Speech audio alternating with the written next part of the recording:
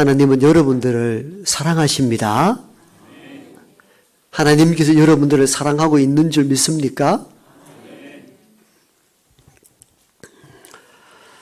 그런데 내 삶이 어렵고 힘이 들 때에는 하나님께서 우리를 사랑하신다는 이 사랑의 고백이 막연하게 들릴 때가 있습니다.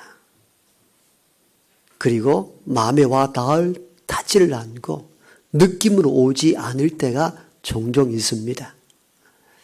오히려 마음에 반감이 일어날 때가 있습니다. 오늘 제가 여러분들이 이렇게 물었죠. 그리고 선포했죠. 하나님은 저와 여러분들을 사랑한다고. 그런데 여러분 중에 병이나 환난이나 어려움이 있을 때에도 그 말씀이 그대로 와닿을 수 있을까 하는 겁니다. 하나님 사랑하신다고요? 하나님 사랑하는 모습이 이렇습니까? 아직도 병으로 고난을 당하고 가산이 무너지고 아이들 제대로 먹이고 입히지도 못하고 환난 가운데 있는데 날 사랑한다고요? 그게 뭔 사랑입니까? 여러분 이런 의문, 이런 질문 하신 적 없습니까? 그 뭔 사랑입니까? 하나님을 사랑한다는 것은 이론적으로 학습적으로 배워서 알게 된 것인데 그러다 보니까 하나님 사랑하십니다라고 선포했을 때 여러분 아멘으로 받아들였지만도 정작 내 속에는 그건 하나의 구호에 불과하고 그 사랑이 느껴지지 않을 때가 있습니다. 아니 그 이상으로 반항이 일어날 때가 있죠. 사랑요? 그게 뭔 사랑입니까? 내가 이 모양 이 꼴로 살아가는데 하나님이 살아계신다면은 나를 어떻게 이렇게 버려둘 수 있습니까? 그게 무슨 사랑입니까? 이렇게 따질 수가 있는 거죠. 이러한 것은 오늘 이 시대만이 아니고 오늘 본문에 나오는 구약의 마지막 선지자 말라기 때에도 똑같은 일이 벌어졌습니다. 선지자 말라기가 그 시대의 백성들에게 이렇게 외칩니다. 하나님께서 여러분들을 사랑하고 계십니다. 그럴 때는 지금 우리처럼 순수하게 아멘 하고 받아들이면 좋은데 똑같이 이렇게 대응을 했습니다. 어떻게 우리를 사랑했는데요? 어떻게 해요? 어떻게 사랑했느냐고요? 뭐 하나님 우리를 사랑하신다고요? 어떻게 해요? 어떻게 사랑하셨습니까? 지금 사는 거 못 보셨어요? 이 모양 이 꼴로 사는데 어떻게 사랑하셨느냐고 막 따져 물었습니다. 그러게 한 데에는 이유가 있었습니다.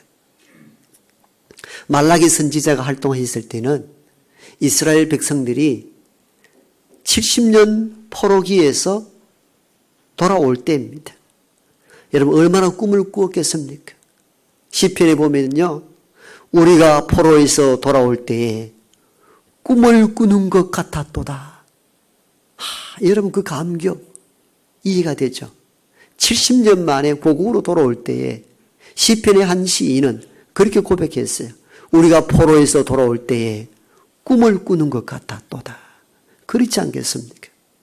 그리고는 그 꿈을 현실화시키기 위해서 무너진 성전을 건축하고 성벽을 쌓아 올렸고 우리가 율법을 떠나서 이 고생을 했기 때문에 율법의 말씀은 날마다 읽고 낭독하였습니다. 그래서 그 꿈이 현실이 될 줄 알았습니다. 이제 이전보다 나은 삶이 다가오리라 예상했는데 포로기 때나 지금이나 바뀐 것이 아무것도 없었습니다. 처참합니다. 우리가 포로에서 돌아올 때 꿈을 꾸는 듯 하도다 즐거워하고 부푼 꿈을 안고 고국에 돌아와 무너진 성전을 수축하고 담을 샀고 내 집 짓기보다 하나님의 전을 수리하기를 원했고, 그리고 내 일보다 하나님의 일을 우선시하였고, 날마다 말씀을 읽고 그 말씀을 자녀들에게 가르치어 새로운 시기의 시대가 도래할 줄 알았는데 아무것도 바뀌질 않았습니다. 여전히 가난하였고, 내 집 하나 가지지 못하였고, 배고픈 서울이 계속되는 어느 날 선지자 말라기를 통하여서 백성들에게 이렇게 말씀합니다. 여러분, 그래도 하나님께서 여러분을 사랑하십니다. 이 말을 들었을 때 은혜롭게 받아들이는 것이 아니고 어떻게 해요? 어떻게 우리를 사랑하셨다고요? 이게 사랑입니까? 눈이 있으면 보십시오. 우리는 할 수 있는 도리를 다 하였습니다. 포로에서 돌아올 때 꿈을 꾸는 것 같았고, 하나님이 자유하게 하셨고, 그리하여 하나님께 충성을 다짐하고 성전도 새롭게 수리하고 내 일보다 하나님 일을 우선시하였고 살아왔는데, 지금 보십시오. 1년, 2년, 10년, 20년 지나도 생활에 아무런 변화가 없고 여전히 궁핍하고 가난하여 굶주린 상태에 놓여 있는데 어떻게 하나님이 우리를 사랑하셨느냐고요. 이게 사랑입니까? 여러분, 역사적 배경을 알고 이 말씀을 읽으면은 이 백성들이 하나님을 향하여 따져 묻는 이 이유를 알게 됩니다. 그리고 저는 이 백성들의 그 원한을 마음으로 이해가 와닿습니다. 그럴 수도 있겠구나. 여러분, 저와 여러분들이 새벽마다 기도하고 밤마다 철야하며 아버지 이 어려움, 이 환난, 이 병듦, 이 고통 좀 벗어나게 해주십시오라고 밤마다 울며 기도하였는데 병은 나았지 아니하고 경제적으로도 궁핍해지고 어려움이 지속되었을 때에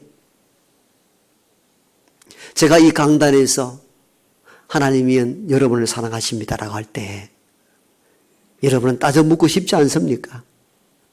목사님, 뭘 하나님 나를 사랑한다고 하십니까? 내 생활을 알지 않습니까? 아무리 불을 짓고 기도하여도 여전히 가난하고 아이들 학비를 잘 대지 못하고 공부 다 시키지 못하고 다 지금 이렇게 있습니다. 그게 무슨 사랑입니까? 충분히 따져 물을 수 있는 반항입니다. 이때의 백성들이 그리했습니다. 어떻게 우리를 사랑하셨습니까? 그때 하나님께서 조용하게 다시 그 백성들에게 이렇게 말씀합니다. 백성들아,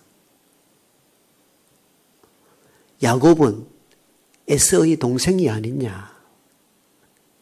나 하나님이 둘째 야곱을 사랑하였고 에서는 미워하지 않았느냐? 그렇게 대답하십니다. 이게 뭐 뚱땅지 같은 말씀입니까? 저 이해하기 쉽게 말씀하면 받아들이기라도 하는데 내가 야곱을 사랑하였고 에서를 미워하지 않았느냐? 이렇게 대답한다는 거예요.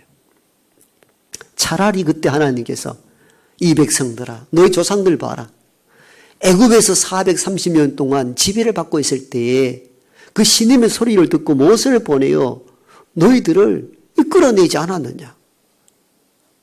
그게 내 하나님 사랑 아니냐? 너희들이 출애굽하고 난 뒤에 40년 광야를 지나는 동안에 거기 물이 있었느냐? 먹을 것이 있었느냐? 뭐 경작하였느냐? 그런데 만나와 메추라기를 너희를 먹이지 않았느냐? 그게 너희에 대한 하나님 사랑이다.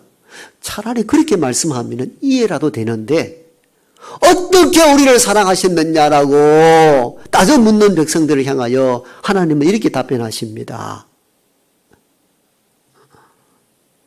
에서가 형이 아니냐?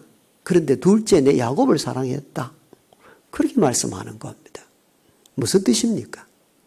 성경을 좀 읽은 분들은 아마 짐작을 하셨을 것입니다. 왜 하나님께서 이렇게 답변하셨는지. 야곱을 더 사랑했다는 이 의미는 조건 없이 너희를 선택했다. 그게 너희에 대한 하나님 사랑이다. 바로 이 선포였던 것입니다. 창세기 보면요, 이삭의 아내 리브가가 상둥이를 가지게 됩니다. 그때 낳은 아들이, 첫째 아들이 에서이고 둘째 아들이 야곱이지요. 다 알죠? 유대 문화에서는 큰아들이 아버지의 많은 상속을 가지게 되고 축복권, 장자군한 거의 다 가지게 됩니다. 단지 그 몇 분이었는지 몇 시간이었는지 알 길은 없지만도 단지 상둥이로 있다가 먼저 태어났던 이유 그 하나로 모든 상속권을 큰아들이 가지게 됩니다. 에서가 가지게 되어 있단 말이죠. 그러니까 둘째 야곱이 가질 수 있는 것이 많지 않습니다. 이 한계를 극복하기 위하여 야곱이 팥죽 한 그릇으로 장자권 형에게 빼앗아고 눈 얻은 아버지 막 속여서 형이 받아야 될 축복권 막 뺏은 이유가 거기에 있는 거예요. 한계가 있는 거예요. 둘째가. 이런 한계 속에 빠져 있는, 즉 야곱이 가질 수 있는 것이 아무것도 없는데 하나님은 큰아들 에서가 아니고 둘째 야곱을 선택했다는 겁니다. 야곱을 선택하여 이스라엘 민족이 되게 했다는 거죠. 야복강에서 야곱의 이름을 바꾸어 이스라엘이라 하라.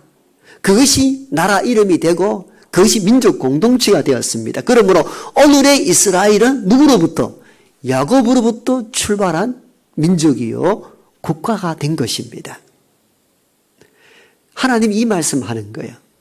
이스라엘 백성들아, 어떻게 나를 사랑했느냐고 묻느냐? 내가 야곱을 더 사랑하지 않았느냐? 야곱을 선택하여 민족이 되게 하고 그 민족 아래 너희들이 속해 있다. 그러므로 그 자체가 사랑이지 않느냐? 뭘 가난하다, 부하다, 먹고 살만하다, 병들었다, 그건 뒷문제고 내가 야곱을 선택하여 이스라엘 민족을 만들었고 그 이스라엘 민족 가운데 너희들이 생존해 있으니 그 자체가 하나님 사랑이라는 것입니다. 하나님 사랑이고 말고요. 그런데 너희들은 이 사실을 잊어버리고 어찌하여 하나님 어떻게 우리를 사랑하느냐고 따지고 묻느냐. 하나님이 너희를 선택했다는 그 사실 자체가 사랑의 증거라는 것입니다. 선택하지 않아도 되잖아요. 그럼 하나님은 왜 야곱을 선택했습니까? 에서보다 뛰어났기 때문에? 성품이 좋았기 때문에? 모든 면이 나았기 때문에? 조건을 보고 야곱을 선택한 것 아닙니다. 그냥 하나님의 무조건적 선택이었습니다. 그래서 그 자체가 은혜요 하나님의 사랑인 것입니다. 인간적으로 보면은 에서가 더 많은 유업을 받고 더 많은 것을 갖고 살아야 될 위치에 놓여 있지만도 하나님은 인간의 문화를 초월하여서 아무것도 누리지 못할 야곱을 선택하고 야곱을 통하여 이스라엘 민족이 되게 하고 너희들이 이스라엘 민족 가운데 있으니 이것이 너희에게서 난 것이 아니고 하나님의 은혜이니 사랑이라는 것입니다. 뭘 좀 더 먹고 살만하고 배가 부르고 넉넉한 그건 아주 뒷문제라는 겁니다. 선택함 받은 그것 자체가 하나님의 은혜요 하나님의 사랑인 것입니다. 하나님 지금 그 말씀하는 거예요. 그런데 우리 대부분은 그렇습니다. 저와 여러분이 하나님의 선택을 받고 하나님의 자녀가 되었는데도 불구하고 그 은혜, 그 사랑을 잘 못 느껴요. 대부분 우리는 조건과 환경에 따라 하나님의 사랑, 하나님의 은혜를 경험합니다. 좀 더 잘 먹고 잘 살게 되고 길이 형통하게 될 때는 하나님 나를 사랑하는가 보다 이렇게 느껴지고 그렇지 아니하고 길이 막히고 병이 들고 어렵고 위기와 환난이 다가오면은 우리는 하나님 사랑한다 할 때 우리 반감이 일어나. 어떻게 우리를 사랑하셨느냐고.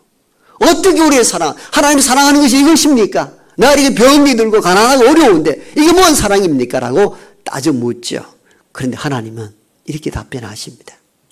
내가 세상에 수없이 많은 사람들 중에 너를 선택하지 않았느냐. 하나님의 선택함 그것 자체가 은혜요, 사랑입니다. 여러분, 이보다 더 큰 사랑이 어디 있습니까? 좀 먹고 살만하다, 아니다. 그건 아주 뒷문제예요. 내가 이 세상 가운데 수십억 인구 가운데 하나님께 선택함을 받고 하나님의 자녀로 살아가는 그 자체가 하나님의 은혜요, 하나님의 사랑입니다. 내가 에서보다 야곱을 더 사랑했다는 의미가 바로 여기에 있는 것입니다. 어떤 가정에 어머니와 아들 둘만 삽니다. 혼자 아이를 키워야 하기 때문에 엄마가 늘 바쁩니다. 아이가 학교 가기 전에, 일어나기 전에 눈을 떠보면 엄마가 계시질 않아요. 일찍 건물 청소 보러 가서 직원들 출근하기 전에 깨끗하게 해야 되기 때문에 아이도 알아요. 늘 좀 답답하고 서운하지만도 엄마가 날 위해 애쓴다는 걸 알아요. 아침에 일어나 보면 엄마가 계시지 않지만도 밥도 자기가 챙겨 먹고, 옛날에는 학교 급식이 없을 때는 우리 어른 세대는 다 도시락을 샀잖아요. 도시락도 자기가 손수 사서 갑니다. 아이도 철이 들어서 이게 당연한 줄 알고 도시락을 사서 학교 갔는데, 같이 도시락을 펴놓고 친구들 밥을 먹는데 자기가 초라하다는 걸 알았어요. 자기가 도시락을 샀으니 도시락이 온전치를 못하죠. 여러분, 우리가 도시락 싸서 학교 갔을 때에 부끄럽고 창피한 일을 경험한 적이 없습니까? 한두 번 있잖아요. 다 가난했을 때니까. 저도 그런 경험 좀 있는데, 제가 다닐 때는 이 도시락, 양은 도시락 이렇게 해서 그 반찬통이 따로 없었습니다. 그냥 이게 도시락 한쪽 조금 비워가지고 거기에 이게 뭐 김치나 뭐 이렇게 넣어가지고 갔잖아요. 그것도 이렇게 보자기에 반듯하게 사서 이렇게 폼나게 들고 가면 아무 문제가 없는데, 그때는 책가방 이렇게 세워가지고 책과 함께 이렇게 갑니다. 그러면 이 김치 국물이 어디로 갑니까? 온 책에 다 들어가가지고 책이 이게 페이지가 안 넘어갑니다. 붙어가지고 뜨덕뜨덕 붙어가지고. 그랬잖아요. 대부분 그렇게 했단 말이죠. 제 시골에는 주로 김치, 그 다음 동해 바닷가니까 메레치하고 볶은 거 아니고 생메레치에 고추장, 그래 푹 찍어가지고 먹고 반쯤 남으면 고춧가루 해가지고 이렇게 비벼가지고 먹었거든요. 그래 먹었습니다. 제일 제가 싫었던 것은 제 고향 쪽 논이 거의 없습니다. 가보면. 그러니까 늘 보리밥을, 보리쌀은요 삶아 놓으면요 시커멓습니다. 시커멓고 그 이 밥하고 차이가 납니다. 이 밥은 쌀밥입니다. 쌀밥은 이시 왕조밥 먹었다 해서 이 밥이다 이렇게 불렀습니다. 귀하다 그 말이. 근데 한 번은 제가 폭발했습니다. 학교 안 가겠다고. 이 꽁당 보리밥만 친구가 창피해 죽겠다고. 그랬더니 막내가 그러니까 엄마가 마음이 아팠던지 하루는 도시락 열어보니까 하얀 이 밥, 쌀밥을 주신 거예요. 얼마나 기분이 좋은지. 그런데 내가 놀랐습니다. 그 쌀은 1cm도 안 되게 앞 위에 바르고 밑에는 다 꽁당 보리밥인 거예요. 세상에. 그런 경험 있죠? 있단 말이에요. 근데 제 친구 한 명은 좀 집안이 좀 괜찮았어요. 이 친구는 그 당시에 계란 프라이를 해가 오는 거예요. 여러분, 계란 프라이는요, 냄새만 맡아도 맛이 좋습니다. 솔솔 소리 나는데. 근데 좀 얻어먹으려고 하는데 이 친구는 도시락 뚜껑을 딱 세워가지고 혼자만 이렇게 먹는 거예요. 이 나쁜 놈. 세상에. 커서 보니까 지랑 나나 비슷하더만. 근데 이 친구는 공부도 잘했어요. 부모가 뒷받침이 잘 되니까. 그런데 놀랍게도 이 친구가 40인가 50배 결혼을 시골에서 하게 됐는데, 친구인 나에게 축도를 해달라고 부탁을 받았어요.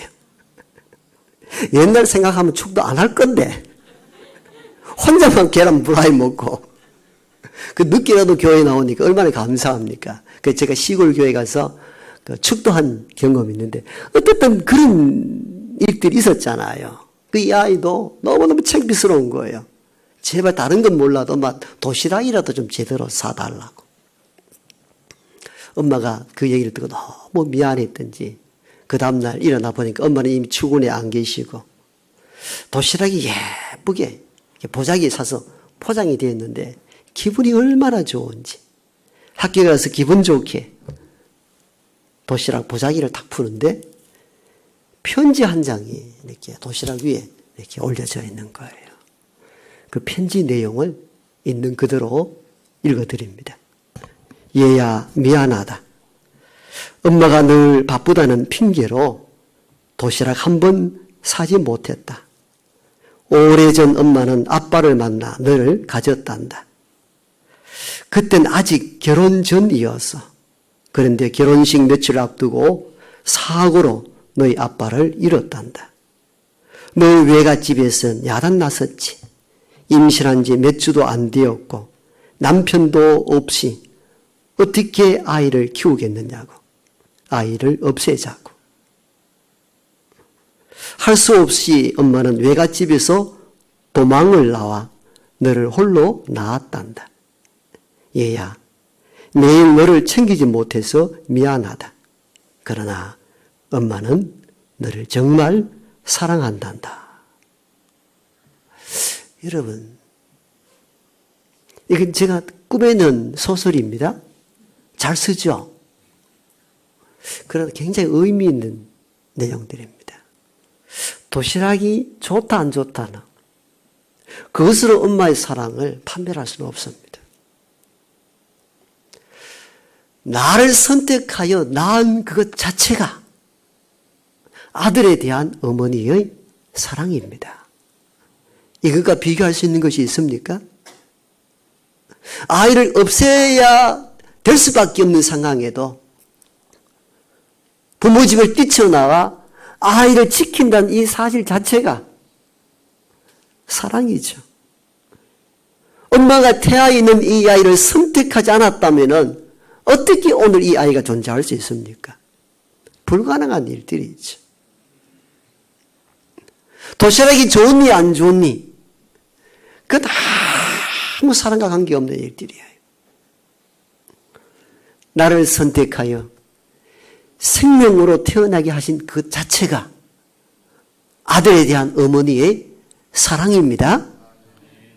똑같은 이치로 하나님의 우리에 대한 사랑이요. 오늘 잘 산다 못 산다가 아니에요. 저와 여러분을 선택하여 하나님 자녀 삼으신 것, 그것이 하나님 사랑입니다. 여러분, 이것보다 더 귀하고 비교할 수 있는 사랑이 있습니까? 사랑이 없습니다. 그런데 우리는 이걸 잊고 사는 거죠.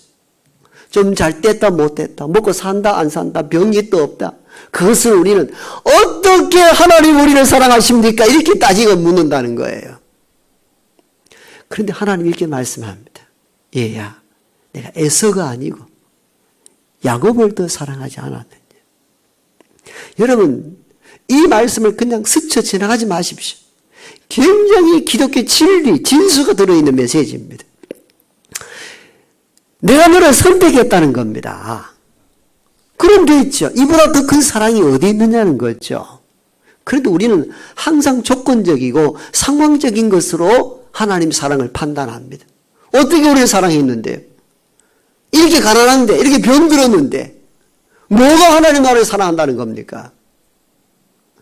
여러분, 세상에 수십, 70억이 넘는 인구 중에 저와 여러분을 하나님께서 선택하셨습니다. 이것과 비교할 수 있는 은혜, 사랑이 있습니까? 없죠. 지금 그 말씀하는 거예요. 너무 놀랍습니다. 그래서 우리는 좀 힘이 들고 어려울 때 하나님 어떻게 우리를 사랑하시냐고 따져 물을 때마다 오늘 말씀을 가슴 깊이 새길 수 있기를 원합니다. 얘야, 여러 사람들보다 너를 선택했지 않느냐. 그것이 하나님의 은혜요, 하나님의 사랑이십니다. 이것보다 비교할 수 있는 사랑은 없습니다.